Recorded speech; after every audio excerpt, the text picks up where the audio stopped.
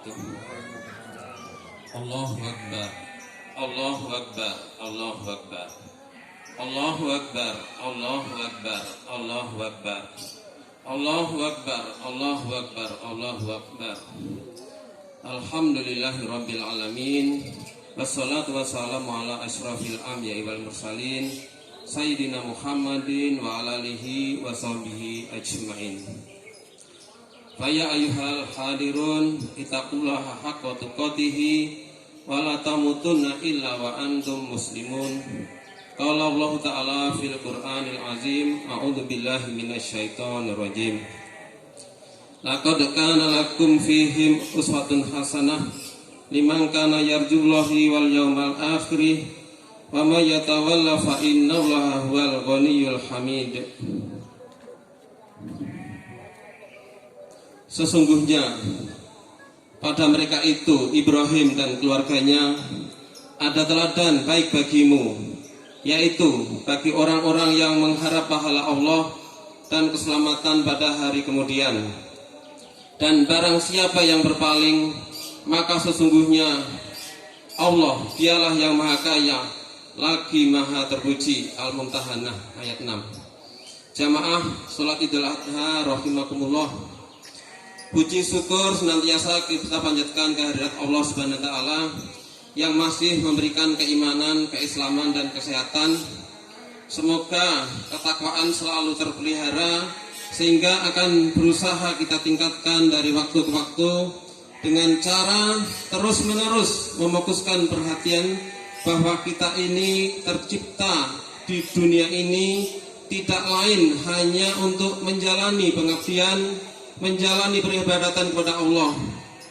Dengan demikian, insya Allah kebahagiaan hidup pasti mengiringi kita sepanjang masa sampai berakhirnya kehidupan ini. Amin ya rabbal alamin. Salawat dan salam senantiasa kita sampaikan ke junjungan kita Nabi Muhammad sallallahu alaihi wasallam. Semoga dengan senantiasa kita bersolawat di hari yang sangat menentukan nanti kita akan mendapatkan syafaat dari beliau. Amin ya rabbal alamin. Sebagai khatib, kita mengajak untuk senantiasa meningkatkan ketakwaan kita kepada Allah Subhanahu wa taala dengan takwa yang sebenar-benarnya takwa, dan janganlah kita mati kecuali dalam keadaan muslim. Dalam salah satu riwayat diceritakan saat Ibrahim alaihissalam hijrah ke Mesir, istrinya yang bernama Siti Saroh direbut oleh raja yang terpikat oleh kecantikannya. Tetapi raja tersebut gagal mendekati Siti Saroh karena terkena stroke sampai 7 kali dan 7 kali pula bertobat. Pada pertobatan yang terakhir, akhirnya dia menghadiahkan seorang budak wanita putri raja taklukan perang yang bernama Siti Hajar. Setelah dibujuk oleh Siti Saroh, akhirnya budak wanita ini beristri oleh Ibrahim alaihissalam. Dari pernikahan dengan wanita inilah akhirnya muncul banyak sekali ritual-ritual dalam hari raya Idul Adha, semisal sa'i, lempar jumroh, syariat penyembelihan hewan kurban, serta warisan abadi Nabiullah Ismail alaihissalam berupa air zam-zam dan melimpahnya buah-buahan di kota tandus Makkah sebagai wujud terkabulnya doa Nabi Ibrahim alaihissalam yang diwahyukan di Al-Quran surat Ibrahim ayat ke-37. A'udzubillahi minasyaitonirrajim. Rabbana ini askantu min dzurriyyati biwadin ghairi dzi zar'i 'inda baitikal muharrami Rabbana liyuqimus sholata faj'al af'idatan minan nasi yahwi ilaihim warzuqhum minas samarati la'allahum yashkurun. Ya Tuhan kami, sesungguhnya aku telah menempatkan sebagian keturunanku di lembah yang tidak mempunyai tanam-tanaman di dekat rumah Engkau Baitullah yang dihormati. Ya Tuhan kami, yang demikian itu agar mereka mendirikan sholat, maka jadikanlah hati sebagian manusia cenderung kepada mereka dan beri rizkilah mereka dari buah-buahan. Mudah-mudahan mereka bersyukur. Ibrahim ayat ke-37. Allahu Akbar, Allahu Akbar, Allahu Akbar, walillahil hamd. Jamaah yang dimuliakan Allah, sedemikian pentingnya ketokohan Nabi Ibrahim alaihissalam, sampai-sampai Allah menampilkan tokoh-tokoh utama dalam rangkaian ritual Idul Adha berasal dari keluarganya. Selain itu, masih ada ritual rutin lain yang menyebut nama Ibrahim, yaitu ketika di akhir sholat namanya senantiasa diucapkan saat tahiyat akhir. Dari perjalanan hidup Nabi Ibrahim alaihissalam dikisahkan sebagaimana beliau mencari apa itu Tuhan saat mengamati bintang, rembulan, dan matahari. Dari kisah penghancuran berhala-berhala, kita diajari makna keberanian menghadapi kesesatan penguasa. Kepastian datangnya pertolongan Allah kepada orang yang sabar di saat genting juga bisa diteladani dari kisah selamatnya beliau dari api ketika Raja Namrud memerintahkan pasukan buat membakarnya. Totalitas ketaatan yang tidak masuk akal diajarkan ketika Ibrahim yang sudah berusia lanjut harus menghitan dirinya sendiri. Bahkan ketaatan yang mungkin bertentangan dengan akal pun diajarkan dari sikap Nabi Ibrahim alaihissalam ketika harus meninggalkan istrinya yaitu Siti Hajar dengan bayinya Ismail alaihissalam di tempat tandus Mekah serta tidak berpenghuni, serta puncak totalitas taatnya diperlihatkan dengan kesediaan menyembelih sang putra ketika sudah dewasa.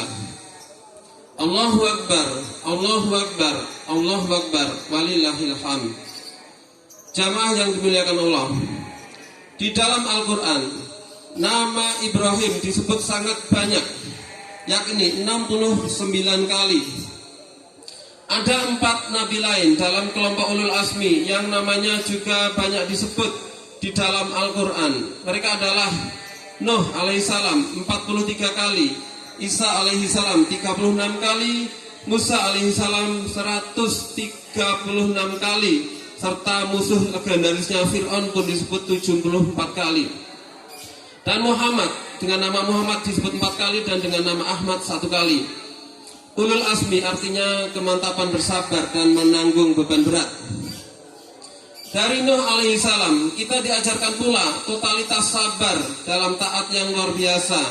Dari Nuh alaihissalam kita diberikan pelajaran tentang hikmah menjadi kelompok minoritas dalam ketaatan untuk menjalankan perintah Allah yang dianggap tidak masuk akal.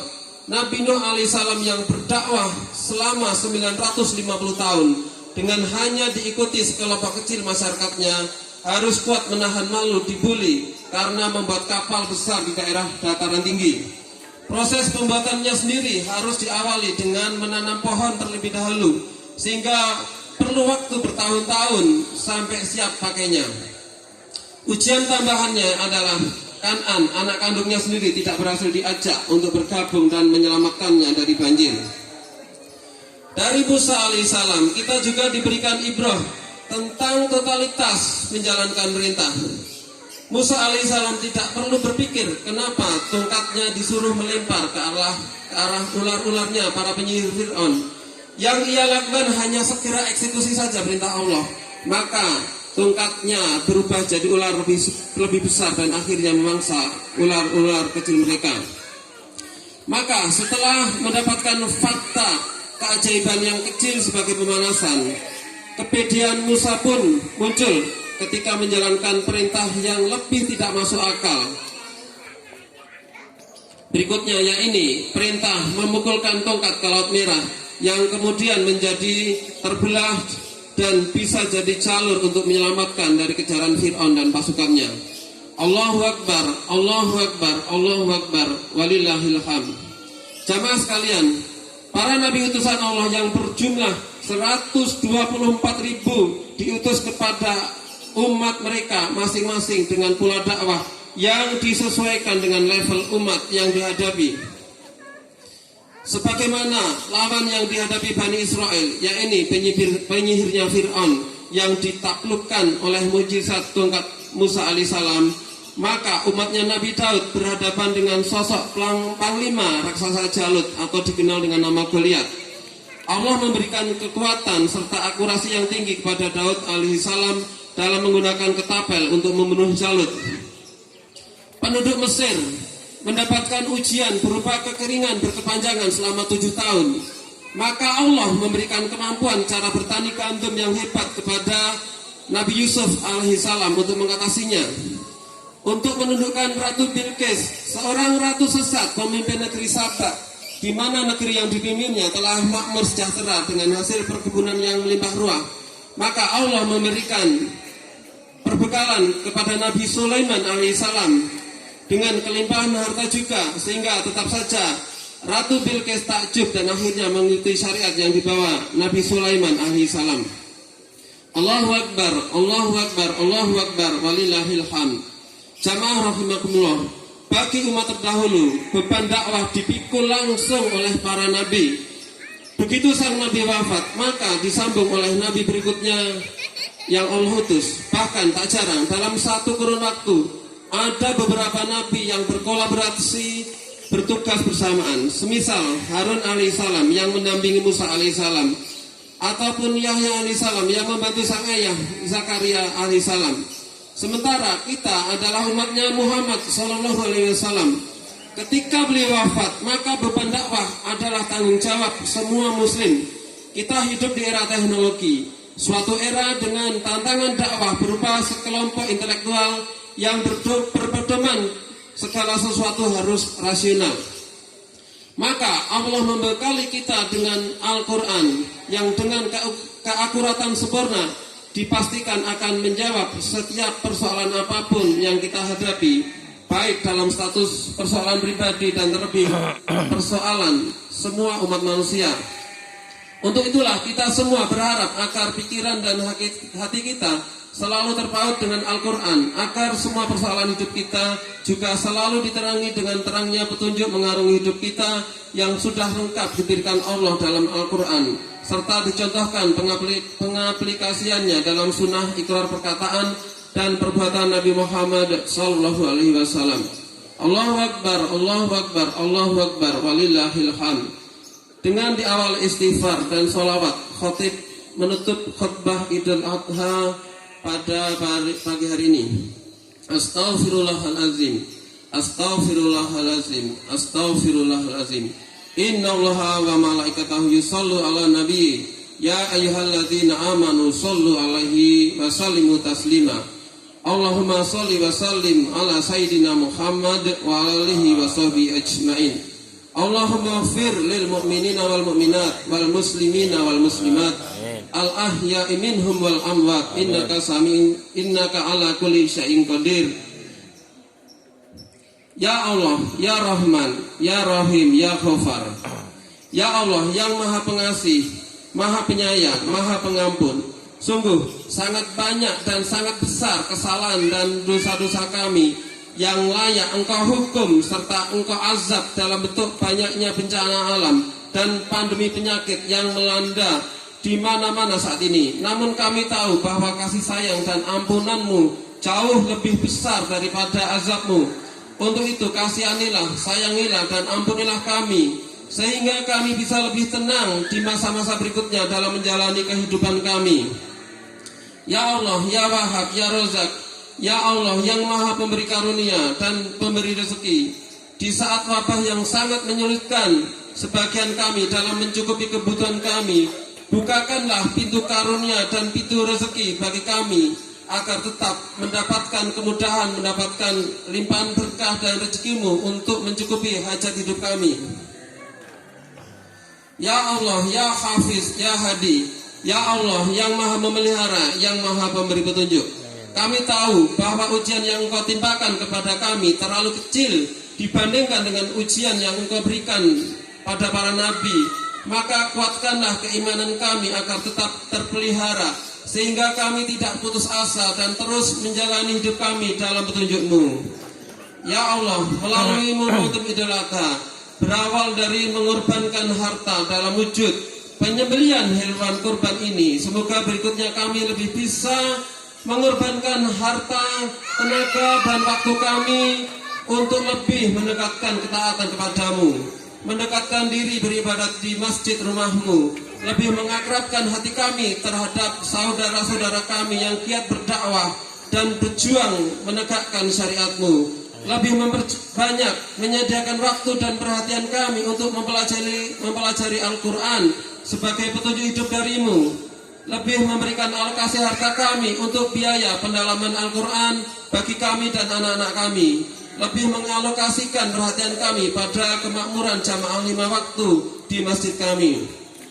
Ya Allah, ya Hakim, ya Allah yang Maha Bijaksana, di masa yang akan datang berikanlah kepada kami seorang pemimpin yang bijaksana, yang memperjuangkan syariatmu, yang membela kepada ulama pewaris ilmu Nabi utusanmu. Janganlah engkau berikan kepada kami pemimpin yang menghambat upaya menegakkan syariatmu. Rabbana la tuzigh qulubana ba'da idh hadaitana wa hab lana min ladunka rahmah innaka antal wahhab. Rabbana hab lana min azwajina wa dhurriyyatina qurrata a'yun waj'alna lil muttaqina imama.